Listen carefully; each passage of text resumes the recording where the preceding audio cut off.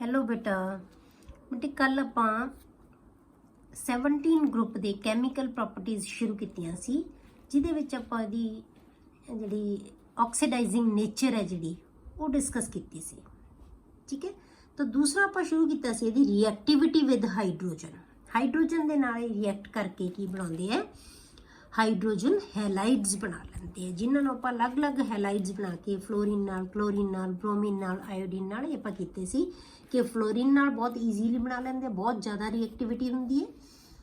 ਠੀਕ ਹੈ, ਡਾਰਕ ਦੇ ਵਿੱਚ ਵੀ ਰਿਐਕਟ ਕਰ ਲੈਂਦਾ ਹੈ। ਕਲੋਰੀਨ ਨਾਲ ਆਪਾਂ ਕੀ ਕਿਹਾ ਸੀ ਕਿ ਸਨਲਾਈਟ ਦੇ ਵਿੱਚ ਹੁੰਦਾ ਹੈ, ਬ੍ਰੋਮੀਨ ਨਾਲ ਹੀਟ ਕਰਨ ਨਾਲ ਹੁੰਦਾ ਹੈ, ਤੇ ਆਇਓਡੀਨ ਦੇ ਨਾਲ ਕੈਟਾਲਿਸਟ ਦੀ ਪ੍ਰੈਜ਼ੈਂਸ ਦੇ ਵਿੱਚ ਹੁੰਦਾ ਹੈ। ਪਰ ਸਾਰੇ ਹੈਲਾਈਡਸ ਹਾਈਡਰੋਜਨ ਨਾਲ ਰਿਐਕਟ ਕਰਦੇ ਆ ਤਾਂ ਆਪਣੇ ਜਿਹੜੇ ਹਾਈਡਰੋਜਨ ਦੇ ਹੈਲਾਈਡਸ ਬਣਾ ਲੈਂਦੇ ਆ।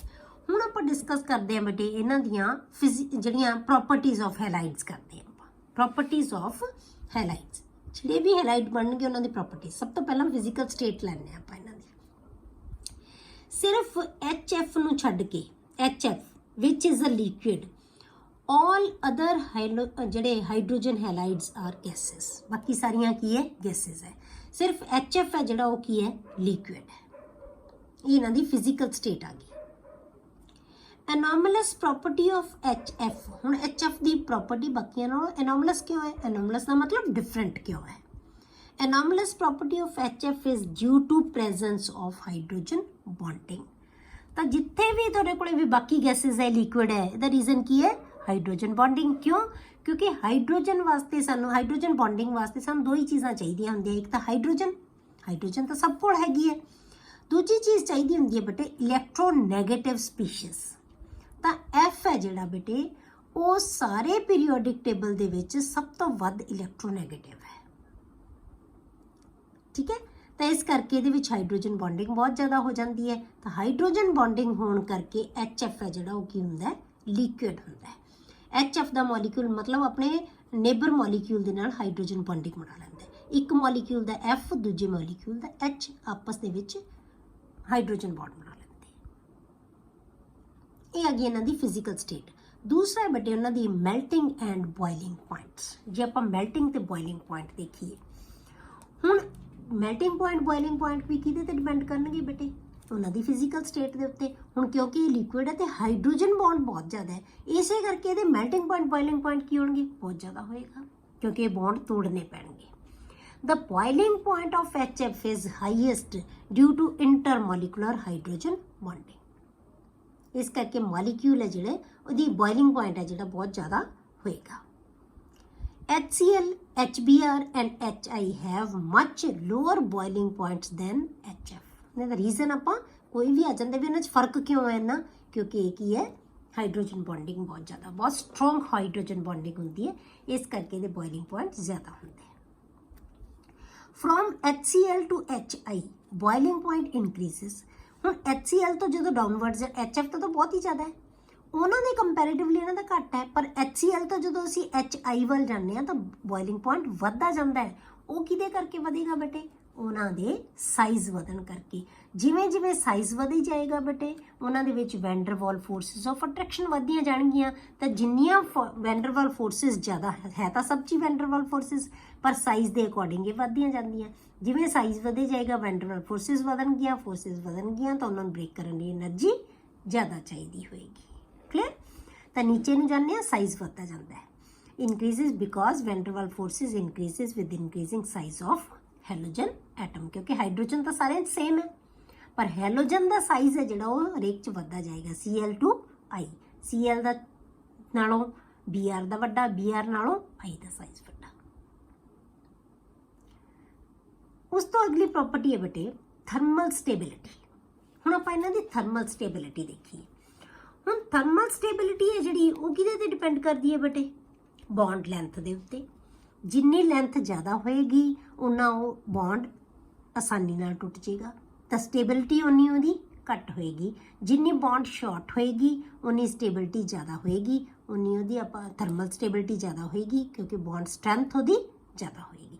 ਮਤਲਬ ਜਿੰਨਾ ਸਟਰੋਂਗ ਬੌਂਡ ਹੈ ਉਹਦੀ ਸਟੇਬਿਲਿਟੀ ਉਨੀ ਜ਼ਿਆਦਾ ਹੋਏਗੀ, ਮਤਲਬ ਤੋੜਨਾ ਉਹਨੂੰ ਮੁਸ਼ਕਿਲ ਹੋਏਗਾ। ਇਟ ਡਿਕਰੀਜ਼ਿਸ ਡਾਊਨ ਦਾ group due to increase in bond length. क्योंकि जिवें जिवें नीचे ग्रुप दे विच जाने आ बॉन्ड लेंथ की हुंदी जांदी है बटे, वधदी जांदी है। क्यों? क्योंकि साइज वधदा जांदा है। And decreases in bonds and decrease in bond strength, क्योंकि जिवें जिवें नीचे जाने बॉन्ड लेंथ वधदी जांदी है तो बॉन्ड स्ट्रेंथ घटदी जांदी है। तो जिन्नी बॉन्ड स्ट्रेंथ घट होएगी स्टेबिलिटी उन्नी घट होएगी, क्योंकि तो स्टेबिलिटी ते डिपेंड करती है। जिन्ना बॉन्ड स्ट्रॉन्ग है उन्नी स्टेबिलिटी उहदी ज़्यादा होएगी।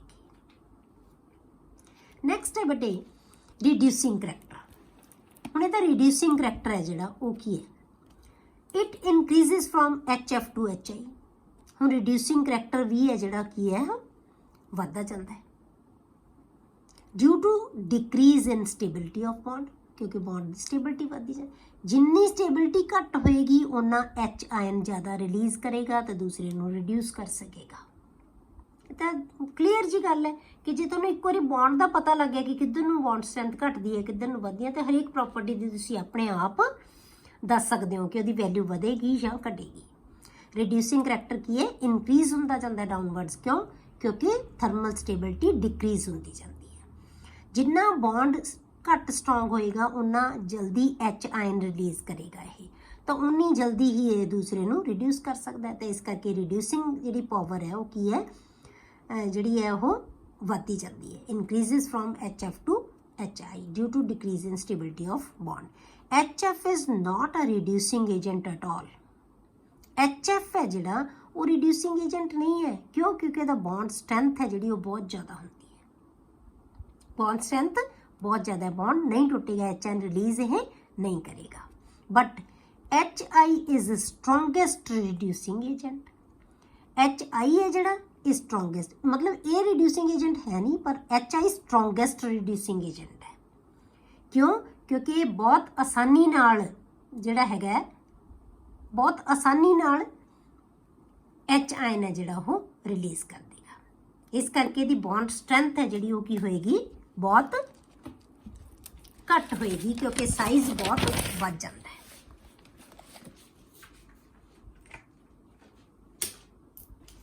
नैक्सट है जिहड़ा बेटा वो की है एसिडिक स्ट्रेंथ। जे हुण आपां इन्हां दी एसिडिक स्ट्रेंथ लैनी है,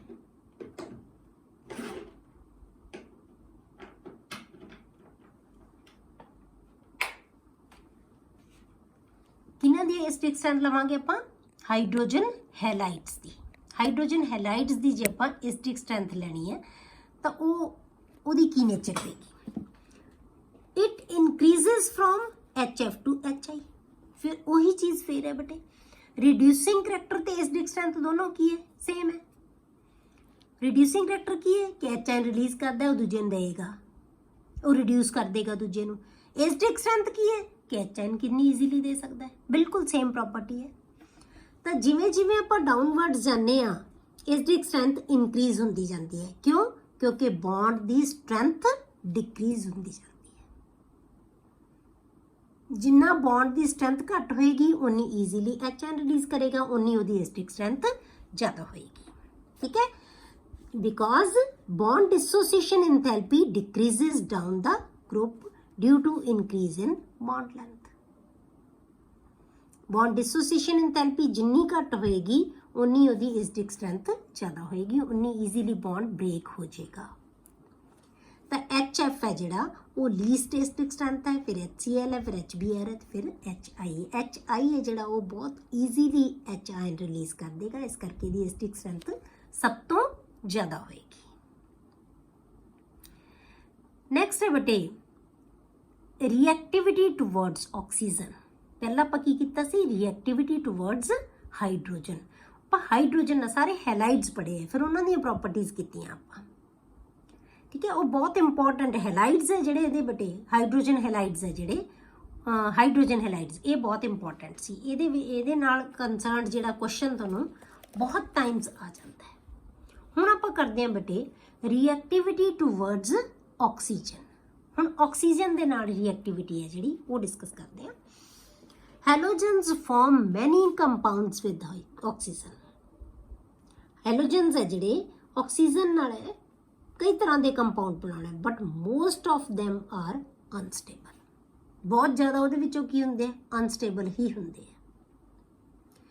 फ्लोरीन फॉर्म्स 2 ऑक्साइड्स। फ्लोरीन है 2 ऑक्साइड बनाता है, OF2 and O2F2। Only OF2 is thermally stable. OF है जिहड़ा F है 2 तरह के ऑक्साइड बनाता है, पर उहदे विचों OF2 है जिहड़ा थर्मली यही स्टेबल हुंदा है एट 298 कैलविन, मतलब रूम टैंपरेचर ते। रूम टैंपरेचर ते सिर्फ OF2 है जिहड़ा वही स्टेबल होएगा, मतलब फ्लोरीन का इको ही ऑक्साइड है जिहड़ा स्टेबल होएगा। These oxides are called fluorides। ਹੁਣ ਇਹਨੂੰ ਅਸੀਂ ਆਕਸਾਈਡ ਨਹੀਂ ਕਹਿੰਦੇ OF2 ਨੂੰ, ਇਹਨੂੰ ਅਸੀਂ ਫਲੋਰਾਈਡ ਕਹਿੰਦੇ ਆ। ਫਲੋਰਾਈਡਸ ਕਿਹਾ ਜਾਂਦਾ ਹੈ because fluorine is more electronegative than oxygen. Clear ਹੋ ਗਈ? ਇਹ ਕਿਉਂ? ਕਿਉਂਕਿ O ਨੂੰ ਅਸੀਂ ਅੱਗੇ ਲਿਖਦੇ ਹਾਂ, F ਨੂੰ ਅਸੀਂ ਬਾਅਦ ਬਣਾਉਂਦੇ ਹਾਂ। ਕਿਉਂਕਿ F ਹੈ ਜਿਹੜਾ ਉਹ ਜ਼ਿਆਦਾ ਇਲੈਕਟ੍ਰੋਨੈਗੇਟਿਵ ਹੈ, ਇਹਦੇ ਕੋਲੇ ਨੈਗੇਟਿਵ ਆਏਗਾ, ਇਹਦੀ ਆਕਸੀਡੇਸ਼ਨ ਸਟੇਟ ਇਹਦੀ ਨੈਗੇਟਿਵ ਹੋਏਗੀ, ਇਹਦੀ ਪੋਜ਼ਿਟਿਵ। ਜਦੋਂ ਆਪਾਂ ਆਕਸੀਜਨ ਨੂੰ ਡਿਸਕਸ ਕਰਦੇ ਆ ਨਾ ਬੇਟੇ, ਆਪਾਂ ਕਹਿੰਦੇ ਆ ਕਿ O ਦੀ ਆਕਸੀਡੇਸ਼ਨ ਸਟੇਟ ਹਮੇਸ਼ਾ 2 ਨੈਗੇਟਿਵ ਹੁੰਦੀ ਹੈ, ਪਰ ਜਦੋਂ ਇਹ ਫਲੋਰੀਨ ਨਾਲ ਰਿਐਕਟ ਕਰਦਾ ਤਾਂ ਉਦੋਂ ਪੋਜ਼ਿਟਿਵ ਹੁੰਦੀ ਹੈ। ਯਾਦ ਹੈ ਤੁਹਾਨੂੰ? ਇਹ ਆਪਾਂ ਪੜ੍ਹਦੇ ਆ ਕਿ ਜਦੋਂ ਫਲੋਰੀਨ ਨਾਲ ਰਿਐਕਟ ਕਰਦਾ ਨਾ ਉਦੋਂ ਪੋਜ਼ਿਟਿਵ ਹੁੰਦੀ। ਕਿਉਂ? ਕਿਉਂਕਿ ਫਲੋਰੀਨ ਦੀ ਇਲੈਕਟ੍ਰੋਨੈਗੇਟਿਵਿਟੀ ਆਕਸੀਜਨ ਨਾਲੋਂ ਜ਼ਿਆਦਾ ਹੁੰਦੀ ਹੈ, ਇਸ ਕਰਕੇ ਇਹ ਨੈਗੇਟਿਵ ਹੋਏਗਾ, ਇਹ ਪੋਜ਼ਿਟਿਵ ਹੋਏਗਾ। ਤੇ ਇਸ ਕਰਕੇ ਇਹਨੂੰ ਫਲੋਰਾਈਡਸ ਕਹਿੰਦੇ ਆ, ਅਸੀਂ ਆਕਸਾਈਡਸ ਨਹੀਂ ਕਹਿੰਦੇ, because fluorine is more electronegative than oxygen. Both compounds are fluorinating agents। ਜਿਹੜੇ ਦੋਨੋਂ ਕੰਪਾਊਂਡ ਇਹਦੇ ਫਲੋਰੀਨੇਟਿੰਗ, ਫਲੋਰੀਨੇਟਿੰਗ ਦਾ ਮਤਲਬ ਫਲੋਰੀਨ ਦੂਸਰੇ ਨੂੰ ਦੇ ਸਕਦੇ ਆ।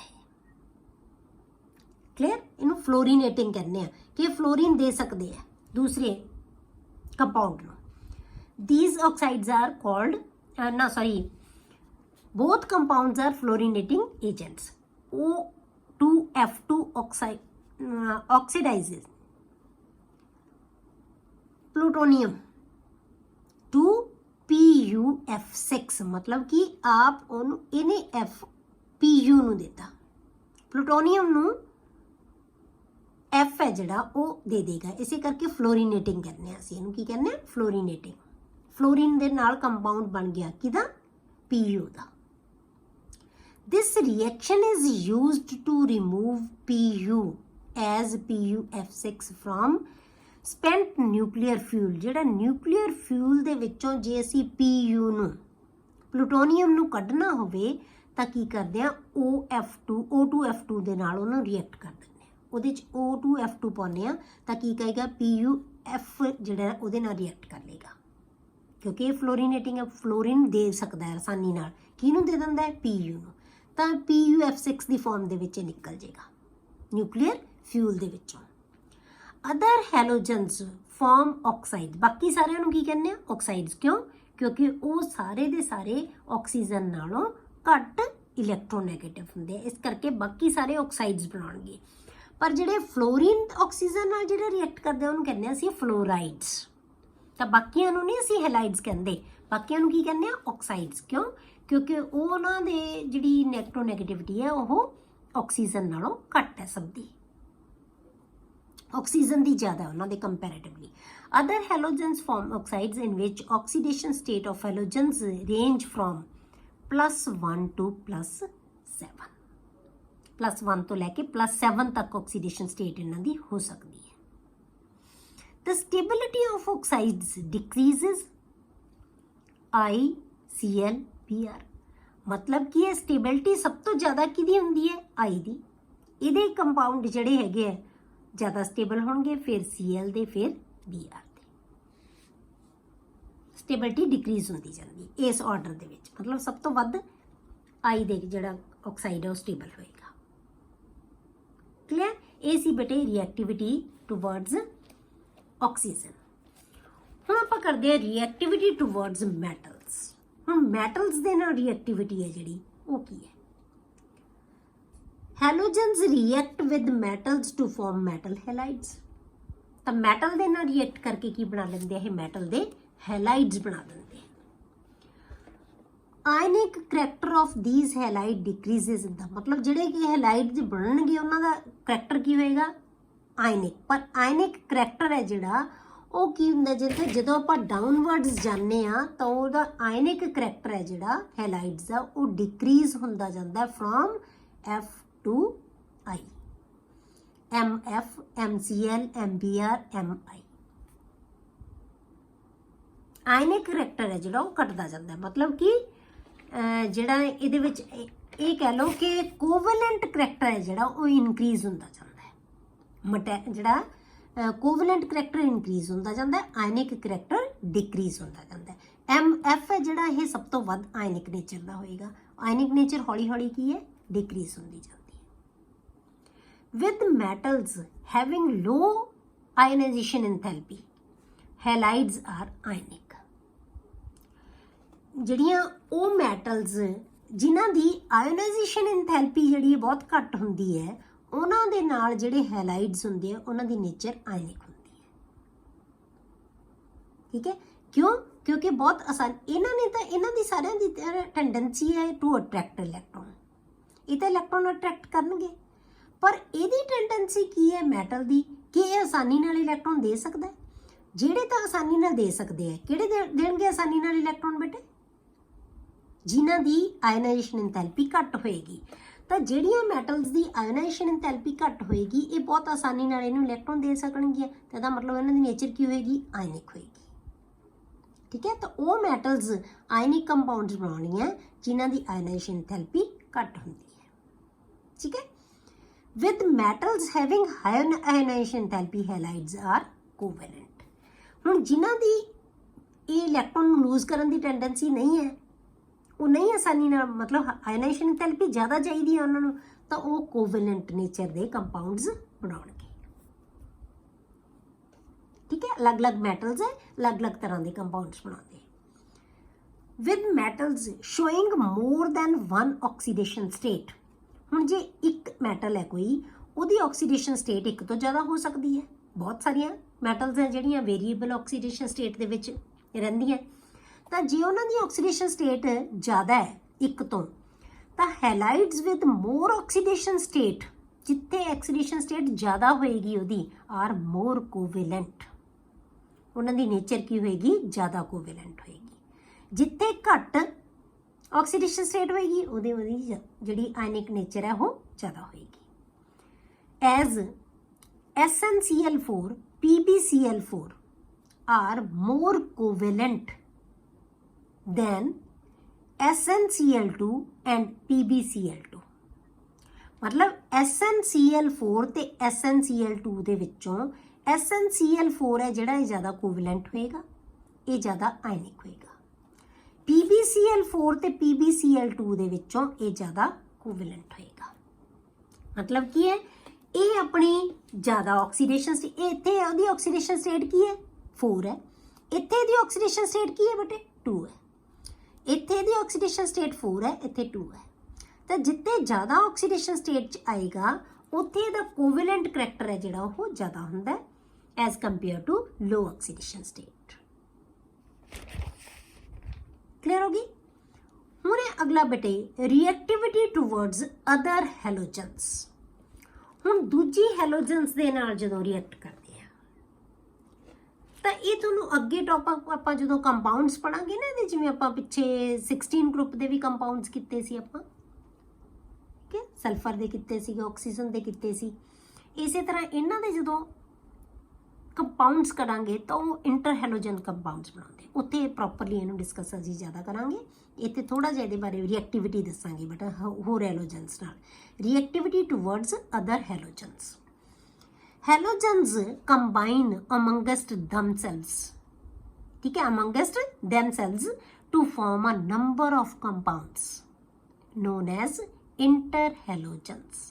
ਮਤਲਬ ਇੰਟਰਹੈਲੋਜਨ ਕਿਉਂ? ਕਿਉਂਕਿ ਹੈਲੋਜਨ ਹੀ ਹੈਲੋਜਨ ਨਾਲ ਰਿਐਕਟ ਕਰੇਗੀ, ਉਹਨੂੰ ਅਸੀਂ ਇੰਟਰਹੈਲੋਜਨ ਕੰਪਾਊਂਡ ਕਹਿੰਦੇ ਆ। ਇਹ ਕਿਹੜੇ ਤਰ੍ਹਾਂ ਦੇ ਕੰਪਾਊਂਡ ਬਣਾ ਸਕਦੇ ਆ ਬੇਟੇ? ਕਿਹੜੇ ਕੰਪਾਊਂਡਸ ਇਹਨਾਂ ਦੇ ਵਿੱਚ ਬਣ ਗਏ?